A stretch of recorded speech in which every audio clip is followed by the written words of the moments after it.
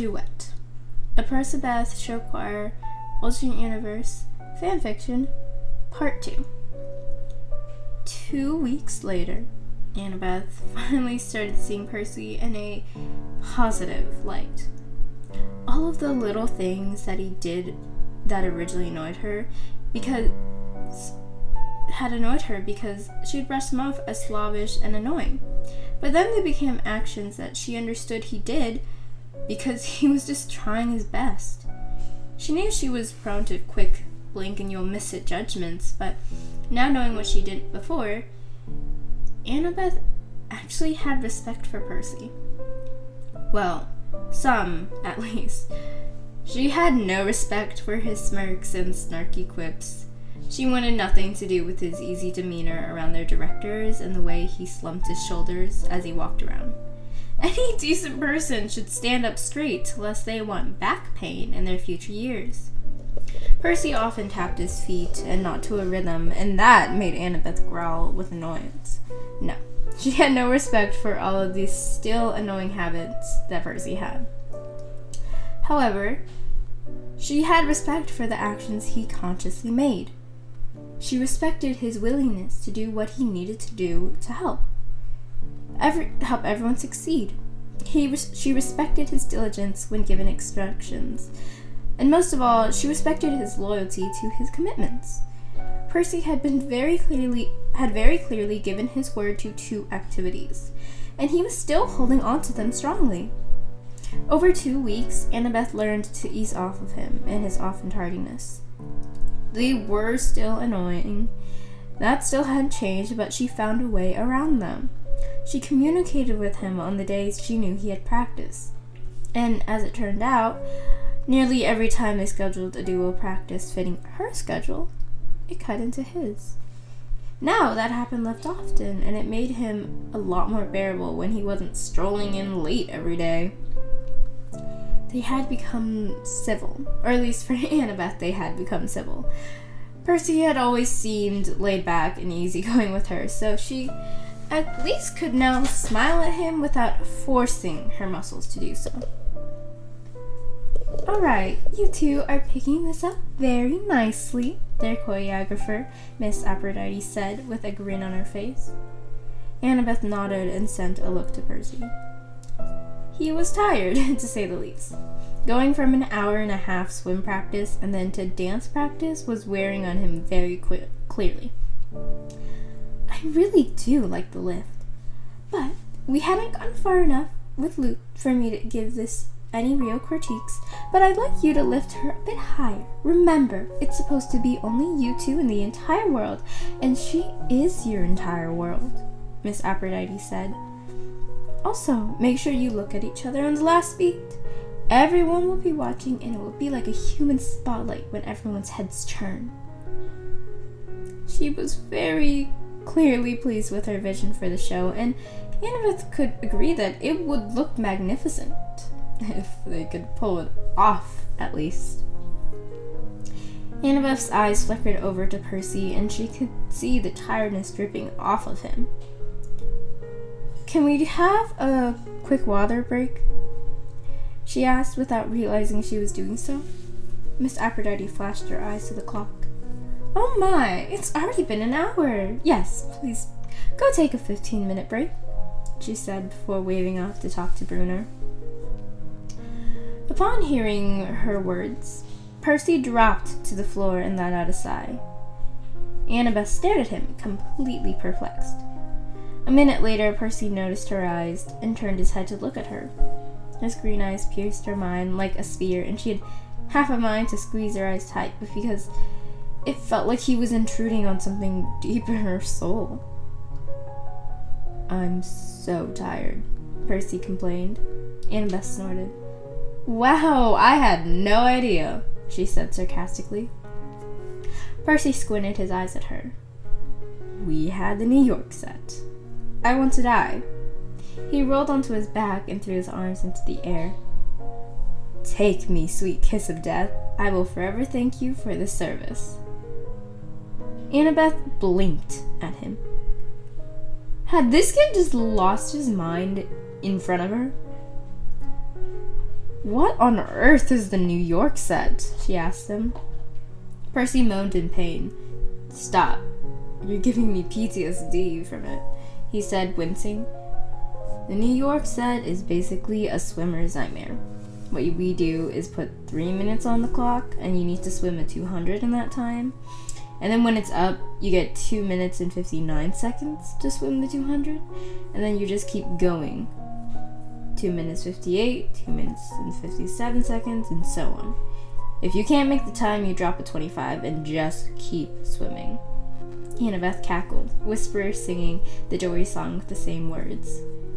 Percy seemed to generally approve.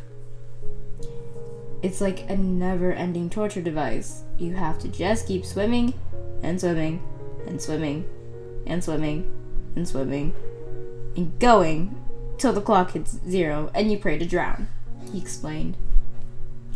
Annabeth's eyebrows raised in surprise. Wow, that does sound awful, she commented. It is, Percy said miserably. I like this floor, though. It's nice. No swimming. He paused for a second. Never thought I'd say that. Swimming is like my entire life and half my personality, he said idly. Annabeth laughed. And what's the other half? Show choir? She teased. Close. Percy freaking winked at her, and she gained the urge to slam a water bottle over his head. But nicely. Straight theater kid.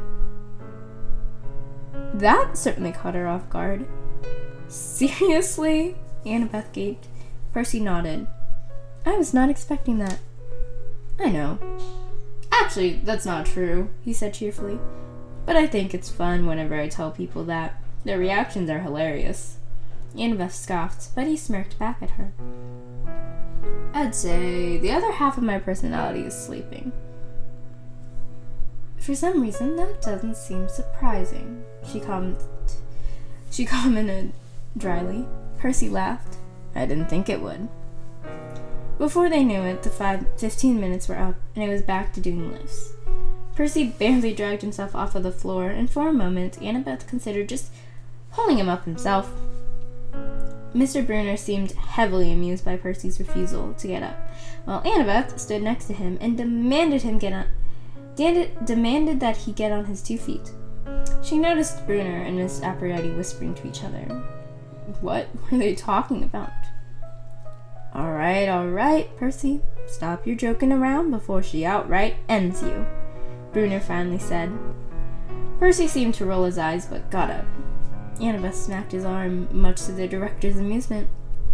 Ouch, Percy whispered with a cheeky grin. Shut up, Annabeth snapped back. Percy was still annoying, but at least he was slightly more bearable now. He's really not that bad? Oh, I never thought you'd actually get along with him, Piper said idly. Look, I was surprised too.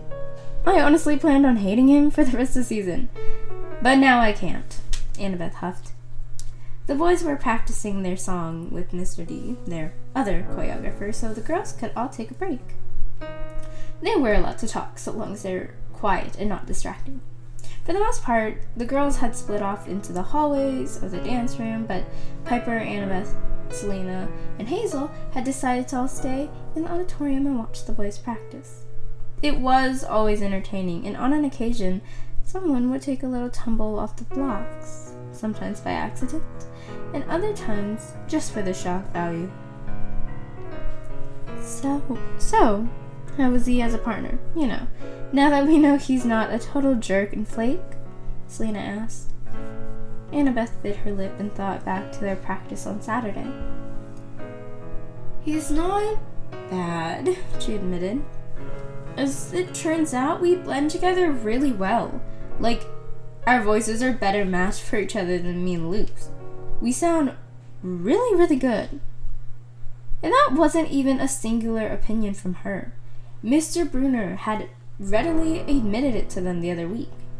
He told them that he knew their voices would sound amazing together, even before Luke had been picked to be her partner. It really shocked her because if Mr. Brunner knew that Percy and her would be the best duet, then why was Luke her original partner? She had no idea if Percy had tried out for the duet or not, but clearly Mr. Brunner knew he was better for it. Also, he can lift me without dropping, and that is a plus to his likability, Annabeth explained. Oh my god, the lift! Hazel sighed, falling back in her seat. I love the lift. When I was in middle school, all I wanted was for someone to throw me in the air when I had a pretty dress on so it'd flow everywhere. You're living the dream, Beth, she said with an adoring tone. Piper cackled like a witch, and Selena had to muffle the sound with her hand so they wouldn't get in trouble. It's fun, kinda, Annabeth said. I mean, I feel like I'm gonna die every time he lifts me over his head, though, she said sheepishly. Piper's eyes nearly bulged out of her skull. Over his head? She cried out incredulously. You and Luke never did that. How is that possible? Percy's like really tall. I guess like 5'10" or like 6 foot, she clamored out. I'd say 6'1", Selena supplied. Try standing next to him, she pointed to her boyfriend. But it wasn't like she needed to do so because, of course, all her friends knew who he was and what he looked like. All the girls collectively nodded. Annabeth shrugged. Percy's a swimmer. He's strong, she said easily. Right, Piper said. That's why he comes in late all the time. Swimmer athlete. Hazel laughed and poked Piper's side. Yeah, like your boyfriend. He is a baseball player, excuse me. Annabeth ignored her friend's fun quarreling and opted to scroll through Instagram on her phone. I mean, nothing was interesting. It was all just mindless.